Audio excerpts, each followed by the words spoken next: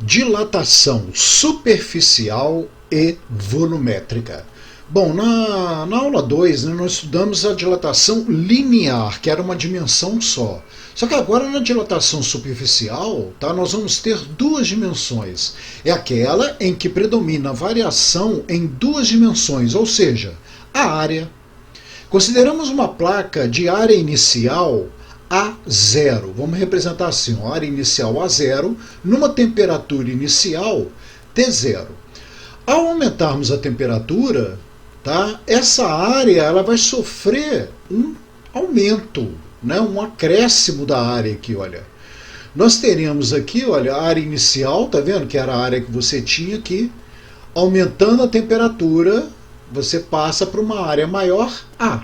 Então houve um acréscimo da área. Esse acréscimo da área vai ser dado por beta, que é um coeficiente de dilatação agora superficial. Olha, só uma coisa que eu não comentei na aula passada, né, sobre o alfa. O alfa era dilatação linear, né? Na verdade, é uma constante de proporcionalidade o alfa. O beta também, mas é uma constante de proporcionalidade. Por que o alfa era dado por graus Celsius a menos 1? Se você pegasse lá, né, você tinha ΔL, alfa, L0, ΔT. Quando você passava o L0, ΔT para cá, para o primeiro membro, ΔL com L0, né, era a mesma unidade. Então metro com metro, ou centímetro por centímetro, ia simplificar. Ia sobrar o grau Celsius no denominador. Por isso que a unidade lá de alfa era grau Celsius a menos 1. A mesma coisa vai acontecer aqui com beta. Ó. Se você passa o área 0, ΔT, que é a variação de temperatura, né, para cá, dividindo, a unidade de área, por exemplo, for centímetro quadrado com centímetro quadrado, vai simplificar. Esse grau Celsius vai ficar no denominador aqui. Ó. Então a unidade, né, de beta é grau Celsius a menos 1, que é como se fosse 1 sobre grau Celsius. Ok? Na verdade, então, beta é uma constante de proporcionalidade. Ok? E esse beta, comparado com alfa, vai ter um valor de 2 vezes o alfa. Você tem que ter muita atenção com isso pelo seguinte: na maioria das vezes é dado o coeficiente de dilatação linear. E quando você está trabalhando com área, você precisa do coeficiente de dilatação superficial. Como é dado linear, você então multiplica por 2 e você vai ter o coeficiente de dilatação superficial. Então muito cuidado com isso na hora do problema. Você tem que observar o que foi dado. Se é a dilatação linear ou o coeficiente de dilatação superficial. Porque se foi dado o coeficiente de dilatação linear, você vai ter que multiplicar por 2 e calcular o coeficiente de dilatação superficial. Ok? Então vamos ver o que significa cada um aí. Ó. Delta A, dilatação superficial, que vai ter a mesma unidade do área 0 aqui, né, da área inicial. Por exemplo, se a área inicial for dada em centímetro quadrado, a variação também vai ser em centímetro quadrado. Se for metro quadrado, a variação também em metro quadrado. O beta, coeficiente de dilatação superficial. A0, que é a área inicial, e ΔT, que é a variação da temperatura. Opa, vamos chamar a variação de temperatura de ΔT, tá? ΔT não, deixa eu corrigir isso aqui. Nós vamos chamar isso aqui de ΔT, que é a variação da temperatura. Muitos livros usam ΔT para não confundir T com tempo. Nós vamos acabar precisando de fazer isso mais adiante. Mas por enquanto vamos chamar de ΔT. Nós estamos trabalhando com o T e chamando de temperatura. Bom, o que nós teremos aqui? No primeiro caso, aqui você tem uma área aqui circular. Se você aquecer esse tampão aqui, ele irá dilatar. Vai haver uma variação da área. A equação é a mesma, funcionar do mesmo jeito aí. Nesse caso aqui, você tem aqui uma placa de um metal qualquer aqui com um furo no meio. De maneira que esse tampão aqui, ele feche exatamente esse furo aqui, olha. Ele não passa, você consegue fechar aqui. Ok? Agora vamos tirar o tampão e imaginar o seguinte. Se você aquecer essa chapa, o que você acha que vai acontecer? Esse tampão, ele vai ficar apertado aqui ou ele vai passar com facilidade? Ou seja, a pergunta é outra. Se você aquecer essa chapa, o que você acha que vai acontecer com esse furo? Ele vai aumentar ou irá diminuir? Isso aí me marcou muito, porque foi uma das questões que eu errei no vestibular, quando eu fiz o vestibular, né? Tipo um PISME. Por quê? Eu imaginava o seguinte: ao aquecer a placa, ela vai dilatar para todos os lados aqui. Então eu imaginei assim, olha, se ela vai dilatar aqui para a esquerda, ela vai apertar o buraco. Mas na verdade não é isso que acontece. Quando você aquece o metal, ele vai dilatar sempre para fora. Então esse furo aqui, ele irá dilatar, ele vai aumentar o tamanho dele. Então, aquecendo a chapa, vamos representar aqui mais ou menos, olha, se eu aquecer essa chapa aqui, ela vai dilatar um todo, o furo também vai dilatar. Então, na hora que você colocar o tampão aqui, olha, o tampão não vai fechar, ele vai passar direto. Tá? É exatamente a experiência que eu vou mostrar para vocês aqui. Ó. Tá vendo? Ele está aqui com um tampão inicialmente ele não passa nesse buraco. Agora, se você aquecer a chapa, esse tampão vai passar no buraco com facilidade. Vejamos no vídeo a seguir. Eu vou mostrar a experiência feita em laboratório, mas eu vou fazer alguns cortes, tá? Porque está um pouco longo. Se você quiser ver em tempo real, né? É só pegar o endereço aí e dar uma olhada, que eu tirei foi do YouTube mesmo. Então você tem aí, olha, na verdade um tampão de alumínio, tá? A placa metálica está ali, tem um furo, e o tampão de alumínio tampa exatamente o furo ali, né? É um tampão sobre medida. E aí ele vai aquecer a chapa exatamente para você poder ver o que acontece, né? Quando você aquece a chapa. Veja que o tampão está bem justo ao furo. Ao aquecer a placa de alumínio, o que ocorrerá com o diâmetro do orifício? Aí ele coloca álcool, acende, e aí vai aquecer a chapa. Bom, o experimento ele demora um pouco, tá? Eu vou deixar aí porque essa primeira parte do experimento você vai ver que ainda não vai dar certo, né? Você tem que deixar um tempo razoável para que a placa dilate bastante. Veja que o tampão ainda não está passando pelo furo. Isso significa que ele tem que aquecer mais a placa. E aí que eu faço um corte, tá? E já estou indo para o final da experiência. Veja que ele continua aquecendo a placa. E após isso, ele vai colocar o tampão. O endereço está aí abaixo, tá? O endereço original do vídeo. Vai colocar o tampão e o tampão extravasa. Então vamos aos exercícios de aprendizagem.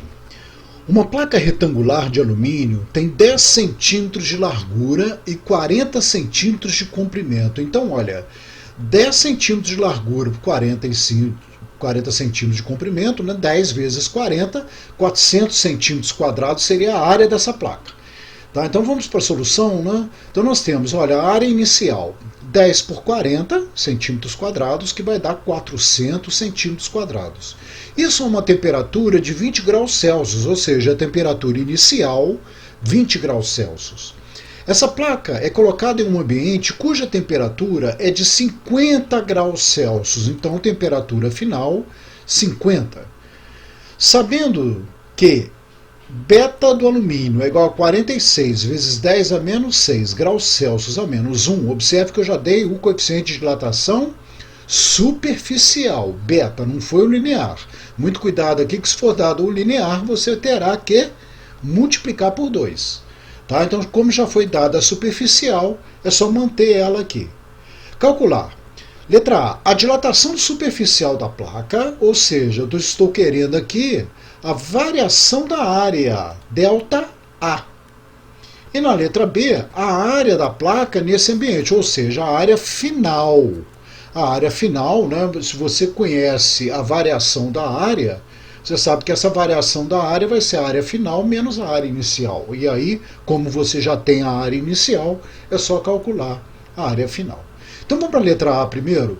Tá? A dilatação superficial da placa. Usando a nossa equação, né, letra A, nós temos a variação da área igual a beta a área inicial, vezes a variação de temperatura.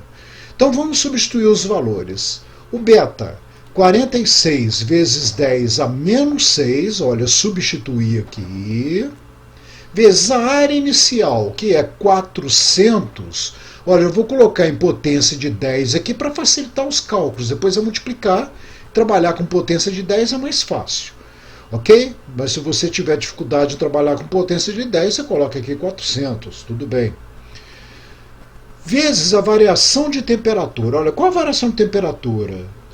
De 20 para 50. Você vai ter aqui 30 graus Celsius, né? A temperatura está aumentando. Então, T final menos T inicial, 30 graus Celsius. Coloquei aqui também potência de 10. Ó, 30 equivale a 3 vezes 10.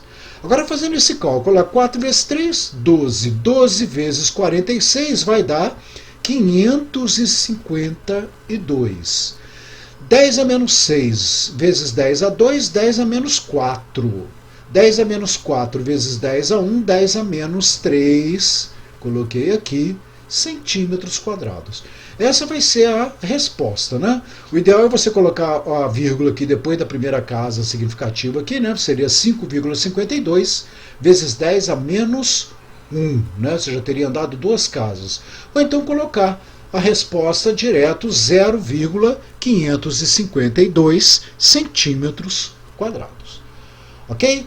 Então esta é a dilatação superficial da placa. Vamos para a área final da placa. Olha, na letra B, então, eu sei que a variação da área é igual à área final menos a área inicial. Tá? Como eu já tenho a variação da área e a área inicial, vamos substituir. A variação da área 0,552 é igual à área final menos a área inicial, que é 400. Passo 400 para o primeiro membro somando, eu terei que a área, então, vai ser igual a 0,552 mais 400. Olha que eu só inverti os lados aqui, né? É como se eu tivesse passado 400 para cá, somando. Resposta, a área final, então, será igual a 400,552 centímetros quadrados. Esta é a resposta do nosso problema. Segundo problema. Uma placa tem área de 5.000 metros quadrados a 0 graus Celsius. Então vamos pegar isso aí, olha, solução, né? A área inicial, 5.000 metros quadrados, escrevi aqui em potência de 10, a 0 graus Celsius. Ao ter a temperatura elevada para 100 graus Celsius, olha bem, eu já estou dando, como a temperatura inicial era 0 e a temperatura final é 100, eu já vou colocar aqui a variação de temperatura igual a 100. Tá? Coloquei em potência de 10, temos aqui uma variação de temperatura de 100 graus Celsius. Sua área passa a ser de 5.004 metros quadrados. Quais os coeficientes de dilatação superficial e linear da placa? Olha que eu estou pedindo primeiro a superficial, ou seja, beta, e depois alfa, que é o coeficiente de dilatação linear. Então, vamos lá. Para calcular o beta, né, nós vamos usar a equação de dilatação, a variação da área igual a beta, a área inicial, vezes a variação de temperatura. Vamos substituir, olha, a variação da área. Eu tinha 5.004 no final para 5.000 no início. Então houve uma dilatação aqui de apenas 4 metros quadrados. Vamos colocar aqui, ó, 4. Beta eu estou procurando. Área inicial 5.000, que é 5 vezes 10 elevado a 3. Estou deixando em potência de 10 para facilitar. Tá? Mas se você tiver problema com potência de 10, você substitui aqui o 5.000. Vezes a variação de temperatura, 10 elevado ao quadrado, que é 100. Olha, 10 ao cubo vezes 10 ao quadrado vai dar 10 elevado a 5. Então, 4 é igual a beta vezes 5 vezes 10 elevado a 5. Passa o 5, 10 a 5. Dividindo, você terá 4 quintos de 10 elevado a menos 5, né? Porque o 10 elevado a 5 veio para o denominador. Então você coloca aqui 10 elevado a menos 5. 4 dividido por 5, 0,8. 0,8 vezes 10 a menos 5. O ideal é colocar a vírgula depois da primeira casa significativa aqui, né? Então deixar a resposta como 8 vezes 10 a menos 6, né? É como se você estivesse multiplicando esse número por 10 e dividindo esse aqui por 10. Vou dar elas por elas, né? Então olha lá. 8 vezes 10 elevado a menos 6 graus Celsius a menos 1 é o valor de beta. Bom, e o coeficiente de dilatação linear? Você sabe que beta é igual a 2 vezes o alfa. Como já conhecemos o valor de beta, é só substituir. 8 vezes 10 a menos 6 é igual a 2 vezes o alfa. Passa o 2 dividindo, você vai ter 8 dividido por 2 vezes 10 a menos 6 aí. 8 dividido por 2, 4. 4 vezes 10 a menos 6 graus Celsius a menos 1 é o coeficiente de dilatação linear. Aí estão, então, as duas respostas. Número 3. Uma chapa de ferro com um furo central é aquecida. Com o aumento da temperatura, foi exatamente o vídeo que você viu, né? Você tem a chapa com furo central. Quando você aquece a chapa, o que vai acontecer? Tanto a chapa quanto o furo irão dilatar, irão aumentar as suas dimensões. Então, tanto a chapa como o furo diminuem. Não, pelo contrário, elas irão aumentar. A chapa aumenta, correto, mas o furo diminui, está errado. Tanto a chapa como o furo aumentam. Essa é a resposta correta. Tá? O furo permanece constante e a chapa aumenta. Não, você sabe que o furo ele aumenta também, né? Ele também vai dilatar aí. Bom, número 4. Ao lavar pratos e copos, um cozinheiro verifica que 2 copos estão encaixados firmemente um dentro do outro. Sendo o copo externo feito de alumínio e o interno de vidro, sobre as formas de separá-los, utilizando os princípios básicos de dilatação térmica, analise os itens a seguir. Bom, já deve ter acontecido isso com você, né, de encaixar um copo dentro do outro, mas normalmente os dois são de vidro. Tá? Então você aquece o externo e ele vai dilatar e solta o interno. Então sempre tem cuidado aqui que são dados. Olha, a dilatação, né, os coeficientes de dilatação térmica do alumínio e do vidro, nas experiências, são respectivamente iguais. Observe que a dilatação do alumínio é muito maior que a dilatação do vidro. O coeficiente de dilatação do alumínio ele é bem maior. Então o alumínio vai dilatar mais. Tá, como o alumínio está por fora, né, vamos fazer um esqueminha aqui, olha, botei, o alumínio é o beta, o A é vidro, tá? Desculpa, né? O alumínio é o copo B aqui, o A é o copo de vidro. Então vamos lá, se você aquecer o alumínio ele vai dilatar mais do que o vidro. Então ele vai soltar o copo de vidro. Agora vamos ver então as opções que nós temos. 1. Aquecendo apenas o copo de vidro. Olha, como o copo de vidro está por dentro, se você aquece apenas ele vai se prender mais ainda ao de alumínio, que está por fora. Então essa primeira aqui não vai soltar o copo, ele vai ficar mais apertado.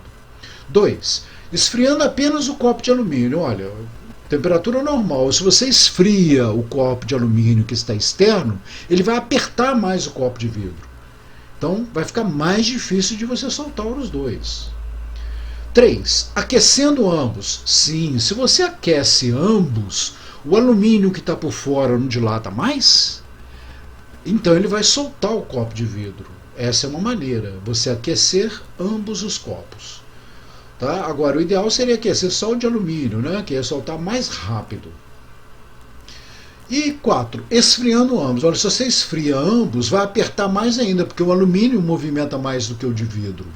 Então o alumínio vai encolher mais do que o copo de vidro, vai ficar mais apertado. Nesse caso também não funciona. Então a única maneira que vai funcionar, que está escrito aqui, é a terceira opção. Aquecendo ambos. Aquecendo ambos. Então a terceira opção é a letra D de dado, é a resposta correta. Olha, no seu cotidiano pode acontecer de você ter aí um vidro de maionese, por exemplo, ou de conserva, com uma tampa metálica, uma tampa de alumínio. E às vezes você não consegue abrir essa tampa. Então uma das maneiras fáceis de você abrir a tampa é você aquecer a tampa. Tá? No fogão mesmo, você vira o vidro de cabeça para baixo, né? Aquece a tampa na chama. O que vai acontecer? A tampa vai dilatar mais do que o vidro. Tá? E aí você pega um pano de prato e força, você vai conseguir abrir a tampa mais facilmente. Dilatação volumétrica.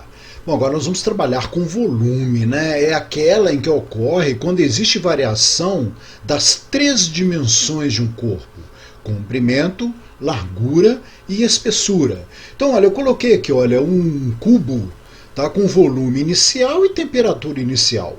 Ao aquecer esse cubo, o que vai acontecer? Ele irá aumentar as dimensões. Tá? Então você tem aqui, ó, seria uma dimensão, né, a largura, altura e profundidade aqui, ó. Tá? Então você vai ter aqui um volume aumentado. Bom, a equação, gente, será praticamente a mesma, né? O que vai mudar aqui, olha, volume, variação de volume. Aqui nós vamos ter um gama, é coeficiente de dilatação volumétrica, volume inicial e variação de temperatura. Tá? Eu falo assim quase a mesma, sim, porque a fórmula na verdade tem a mesma cara, né? Só o que vai mudar, em vez de ser linear ou superficial, nós vamos ter agora o volume, vai ser volumétrico. Ok? E esse gama aqui, olha, quando era duas dimensões, né, você tinha que o beta era igual a 2 vezes o alfa, 2 vezes o coeficiente linear. Agora, 3 dimensões, nós vamos ter que o gama é igual a 3 vezes o coeficiente de dilatação linear. Então nós vamos ter ΔV, dilatação volumétrica, gama, coeficiente de dilatação volumétrica, V0, volume inicial, e ΔT, variação de temperatura. Bom, eu gostaria de reforçar aqui, tá, que normalmente quando você estuda isso, se você estiver estudando com seu professor isso aí, costuma aparecer outras fórmulas, que na verdade são as mesmas equações, tá, mas elas mais desenvolvidas. Então, olha, você tem assim, que ΔV não é V menos V0? Tá, então, se você substitui isso na fórmula ali do volume, olha, o que nós teremos? Nós temos que V é igual a V0 mais ΔV, né? Eu simplesmente passei o V0 para cá somando. Olha, V0 mais ΔV. Mas ΔV não é gama V0 ΔT? Então você poderia ter assim, ó, V é igual a V0 mais o ΔV, que é gama V0 ΔT, que é essa fórmula aqui. Tá? Então, alguns livros aparecem essa equação. Tá? E alguns livros ainda fazem o seguinte, coloca V0 em evidência aqui. Você vai ter que V vai ser igual a V0, que multiplica 1 mais gama ΔT. Alguns livros trazem essa equação. Então existem professores que têm preferência por essa aqui ou por essa.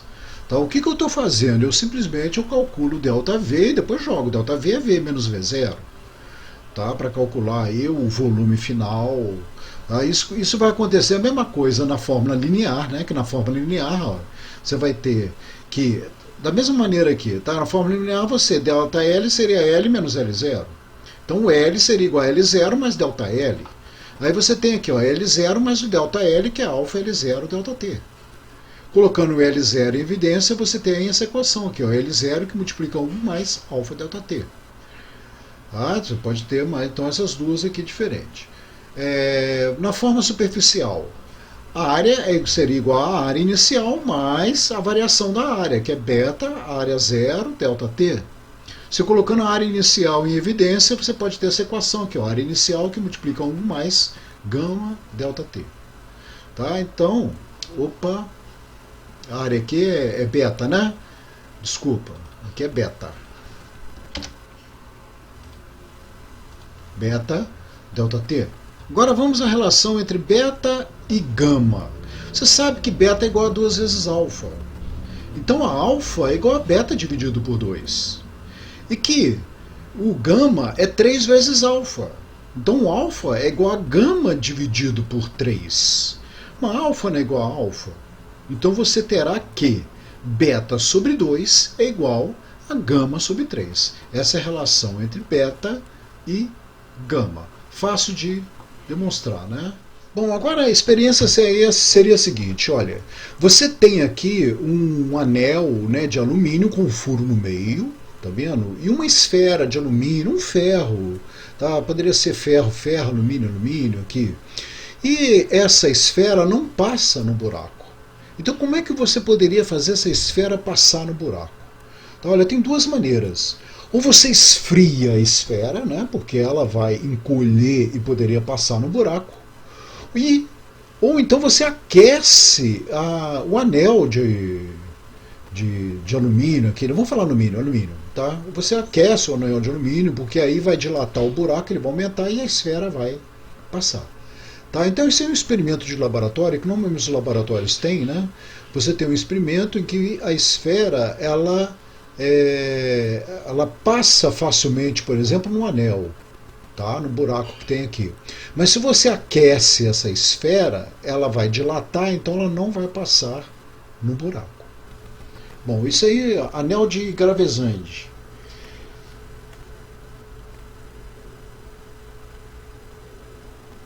Veja, é uma esfera metálica agora. Normalmente isso aí tem em laboratório de física, tá? A maioria dos laboratórios, um laboratório simples até tem isso aí. Uma chapa metálica, né? Parece até um abridor de garrafa ali. Mas você vê que a esfera, ela passa pelo orifício ali. Tem um furo. O que ele faz agora? Ele aquece a esfera.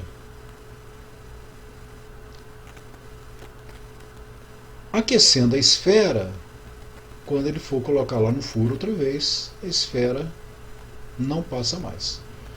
O que aconteceu? A esfera dilatou.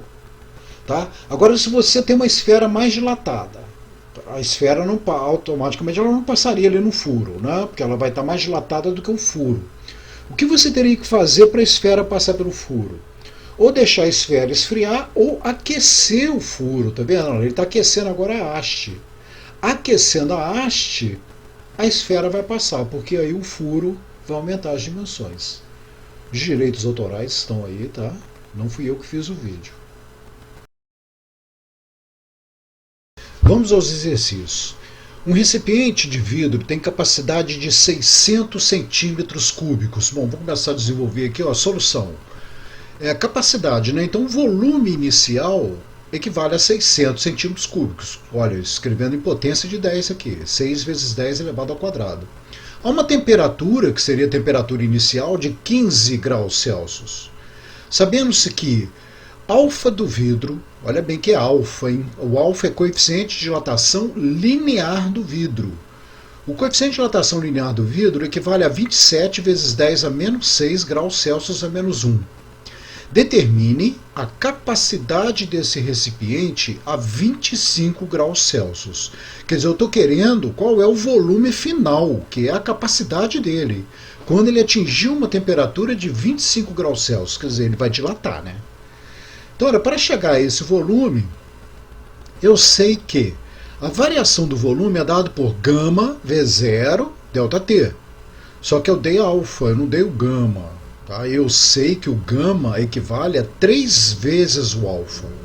Então, resolvendo aí, você vai ter que o gama é igual a 81 vezes 10 a menos 6 graus Celsius a menos 1, né? Que equivale a 3 vezes 27 vezes 10 a menos 6 graus Celsius a menos 1. Substituindo isso na equação, teremos que ΔV então vai ser igual a gama, coloquei aqui, 81 vezes 10 a menos 6, vezes o volume inicial, que é 600, ou seja, 6 vezes 10 elevado ao quadrado, vezes a variação de temperatura. Olha bem, a temperatura ela varia de 15 graus para 25 graus. Ou seja, ela vai variar em 10 graus Celsius. Então já coloquei direto aqui. Olha, 81 vezes 6 vai ser igual a 486. 10 a menos 6 vezes 10 elevado ao quadrado dá 10 a menos 4. Vezes 10, 10 a menos 3 centímetros cúbicos. Tá? Então, normalmente coloca a vírgula aqui depois da primeira casa significativa, né? Então vai dar 4,86 vezes 10 a menos 1 centímetros cúbicos. Bom, mas eu não quero a variação de volume, eu quero a capacidade final, ou seja, o volume final. Eu sei que o volume final vai ser o volume inicial mais a variação do volume. Então, o volume final será igual ao volume inicial que eu tinha, 600, mais essa variação de volume aqui, que é 0,486. Resultado, então, volume final, 600,486 centímetros cúbicos. Vamos para o próximo. O coeficiente de dilatação linear médio de um sólido homogêneo é 12,2 vezes 10 a menos 6. Observe novamente que eu estou dando aqui coeficiente de dilatação linear, hein? Solução, vamos pegar esse dado, olha, alfa. Se eu dei o alfa, então nós temos que calcular o gama. Gama não é 3 vezes o alfa? Então o gama será igual a 36,6 vezes 10 a menos 6 graus Celsius a menos 1. Um cubo desse material tem um volume de 20 centímetros cúbicos, ou seja, o volume inicial, 20 centímetros cúbicos, a 10 graus Celsius, temperatura inicial. Determina um aumento de volume experimentado pelo cubo quando sua temperatura se eleva para 40 graus Celsius. Então eu quero descobrir quanto que vale a variação de volume, que ele pede um aumento do volume, né? O aumento do volume experimentado pelo cubo, quando a temperatura se eleva para 40 graus Celsius. Então eu quero realmente o ΔV. Então sabemos que ΔV é gama V0 ΔT, tendo cuidado com o gama, né? Porque no problema foi dado alfa. Bom, substituindo então, ΔV é igual gama 36,6 vezes 10 a menos 6, vezes 20, que é o volume inicial, que multiplica ΔT, T menos T0, temperatura final 40, menos a temperatura inicial, que valia 10. Então aqui nós teremos 30. Olha, eu reforço bem essa parte do gama, tá? Porque na época que eu dava aula no colégio, a maioria dos alunos errava exatamente aqui. Isso é pegadinha de prova.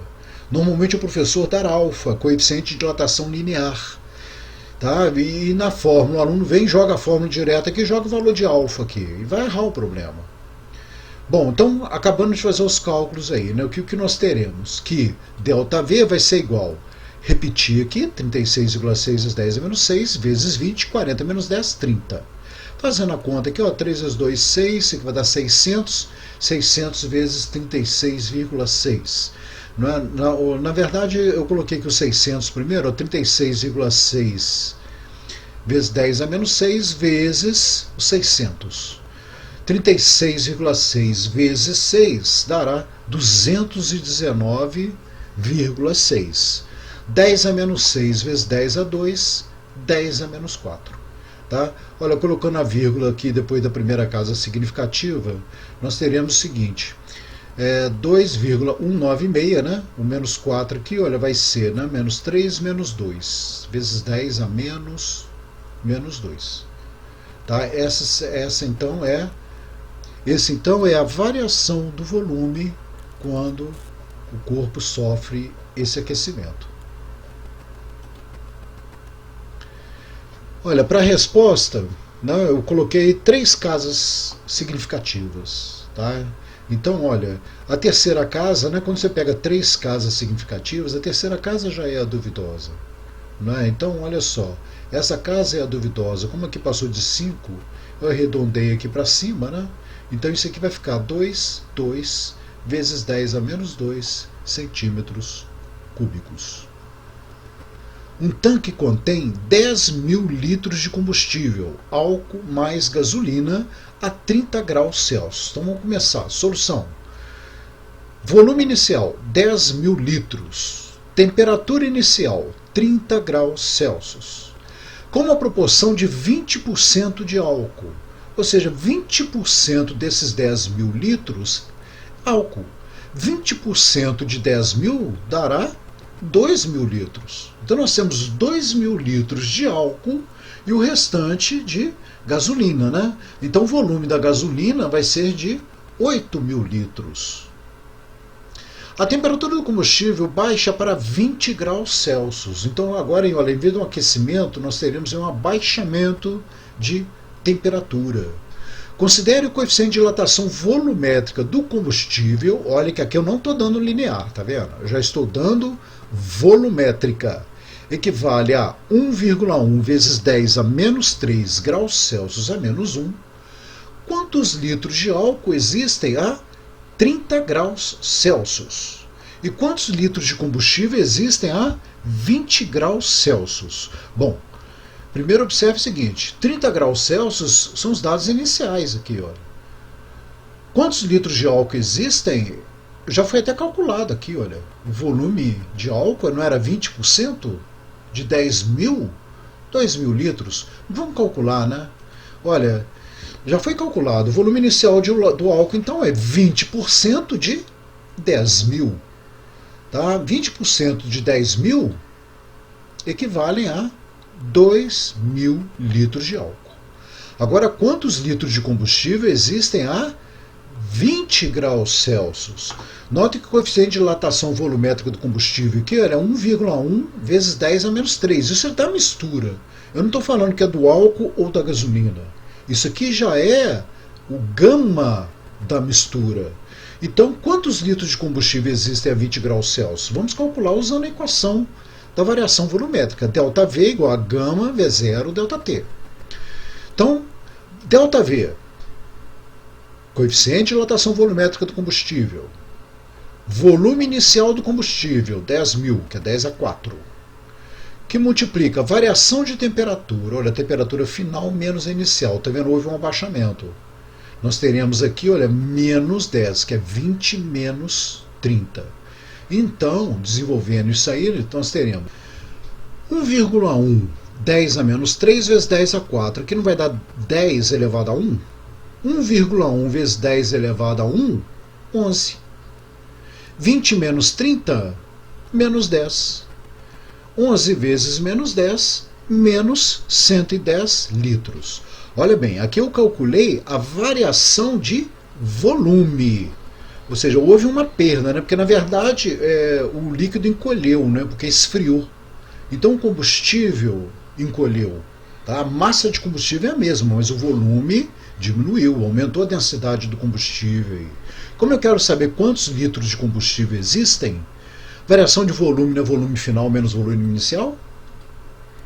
Como o ΔV é V menos V0, o ΔV vale menos 110.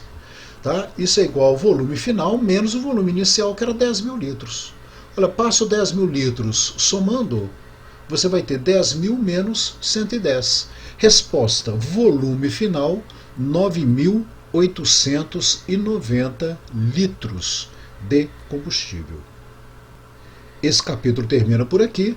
Tá? Segue uma lista de exercício anexa que seria interessante você desenvolver antes de passar para o próximo capítulo.